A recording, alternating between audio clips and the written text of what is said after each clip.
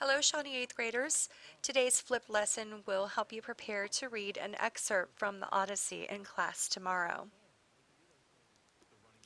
You will need your Springboard book turned to activity 1.11 on pages 31 through 39. You will also need your flipped notebook. In the upper right-hand corner of a clean page of the notebook, make sure to write today's date and the name of the lesson, The Road of Trials. You will also need the vocabulary handout that I gave you in class today. Our learning targets for this activity are to examine another step in the hero's journey and also to analyze the qualities of an epic hero. Before we begin, I'd like you to number the paragraphs in the Odyssey text that begins on page 32 and ends on page 38. This will help you locate information easily during this lesson, in our class discussion, and when you write about the Odyssey and Odysseus as a heroic figure. There are 32 paragraphs in all. 1 through 3 are on page 32. Paragraphs 4 through 6 are on page 33. 7 through 10 on page 34. 11 through 13 on page 35. 14 through 17 on page 36, 18 through 22 on page 37, and paragraph 23 is on page 38. The Odyssey is an epic, and I'd like for you to take note of the definition of epic on page 31. You may want to put a box around it, highlight it, something so it will stand out in your Springboard book. You will be responsible for knowing this. An epic is a long narrative about the deeds of heroes or gods, and it can be in the form of prose or poetry.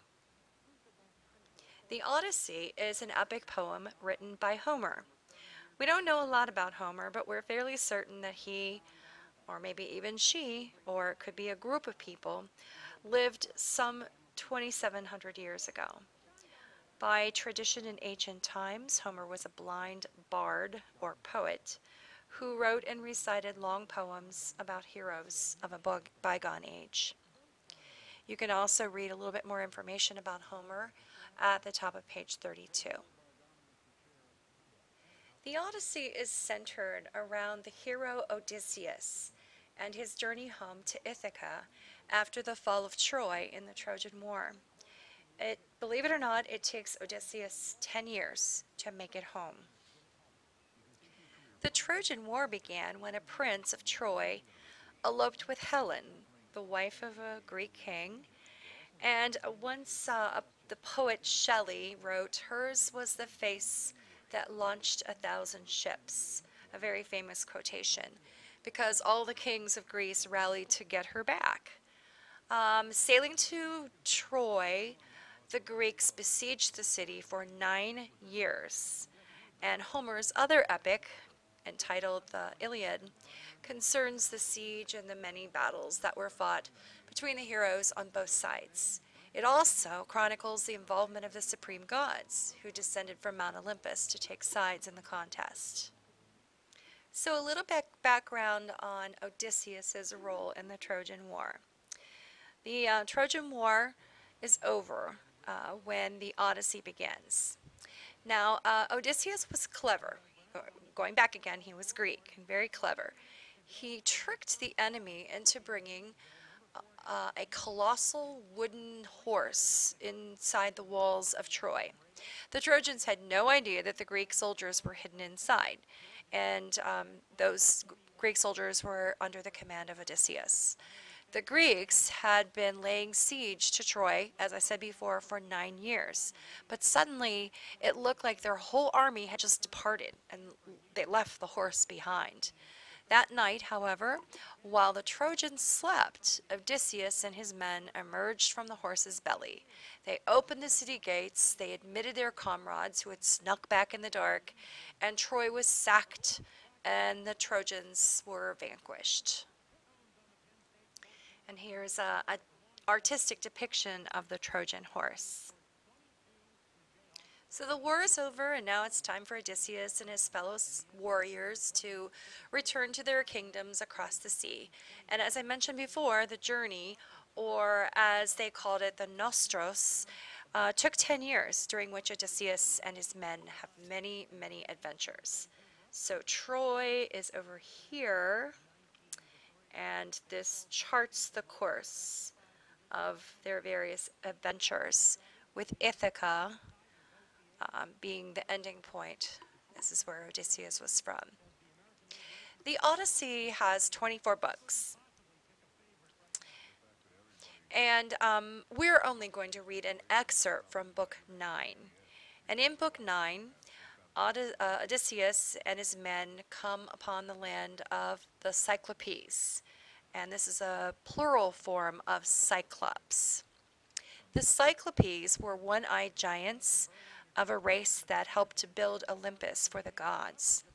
The Cyclops in our story is named Polyphemus, and he was the son of the god of earthquakes, Poseidon.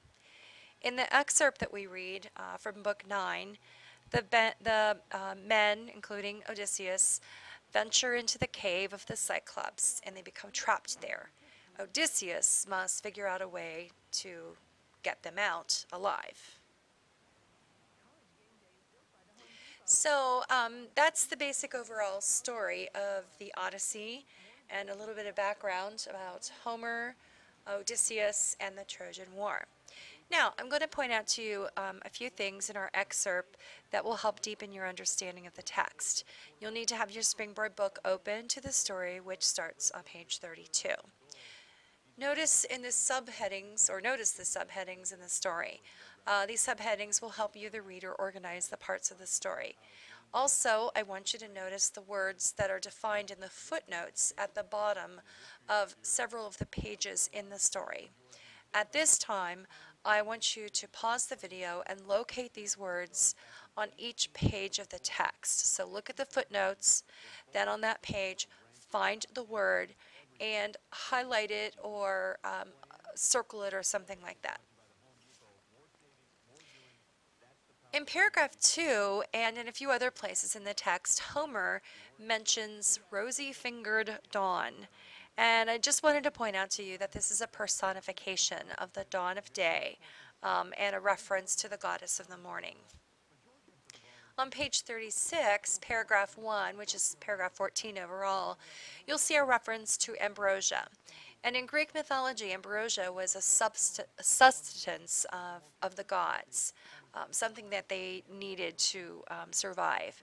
Some say that it was made from honey and water and fruit and cheese and olive oil and barley, items that you would find in this Mediterranean region. In the Odyssey, ambrosia has other uses. So now that we've had a little bit of a background on the Odyssey, we'll be better prepared to read tomorrow in class. I'd like for you to summarize what you've learned and write one question that you have about the Odyssey, Homer, etc. Then, using the vocabulary handout that I gave you in class today, I'd like for you to locate and highlight the words listed in the story's text. So if I look at your Springboard book tomorrow, I should be able to look at the text and be able to see your highlighted words from this vocabulary handout. Be sure to bring all these items with you to class tomorrow, and also I would like for you to make sure you're prepared. It's highly possible that there will be a pop quiz on this homework this evening. Thank you, and have a good night.